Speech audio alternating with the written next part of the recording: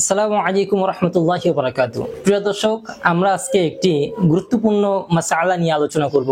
যে মাসআলাটি হলো, সহবাস করার পর ফরজ গোসল না করে যদি আপনি সেহরি খান তাহলে কি আপনার রোজা হবে কি হবে না। প্রিয় দর্শক, আল্লাহ পাক রব্বুল আলামিন আমাদেরকে রাত্র পর্যন্ত রোজা রাখতে বলেছেন, তথা সন্ধ্যার পর থেকে নিয়ে আপনি ফজরের আগ পর্যন্ত, সেহরির আগ পর্যন্ত কিন্তু আপনি স্ত্রী সহবাস করতে পারবেন। তো এখানে যদি আপনি স্ত্রী সহবাস করেন তাহলে আপনার উপর গোসল করাটা কিন্তু ফরজ হয়ে যাবে। তো আপনি দেখতে পারলেন যে আপনি উঠে গেছেন, এমন টাইমে সেহরির সময় কম আছে, তো এই টাইমে আপনি কি করবেন? আপনি কি আগে সেহরি খাবেন নাকি আগে গোসল করবেন? যদি আপনি গোসল করতে যান তাহলে কিন্তু আপনার সেহরির সময়টা চলে যাবে, আপনি সেহরির সময়টা ধরতে পারবেন না, খাবার খেতে পারবেন না। এই কারণে উলামায়ে কেরাম বলেন, যদি আপনি একটু বেশি সময় পান তাহলে তাড়াতাড়ি গোসল করে ফরজ গোসলটা আদায় করার পরে আপনি যদি সেহরি খান এটা উত্তম।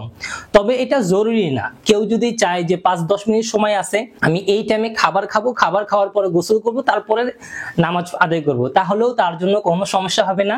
তিনি আগে উঠবেন, ওঠার পরে সময় কম আছে এই জন্য তিনি খাবারটা আগে খেয়ে নেবেন, সাহারিটা আগে করে নেবেন, তারপরে তিনি গোসল করার পরে নামাজ আদায় করবেন, এতে কোনো সমস্যা হবে না ইনশাআল্লাহ।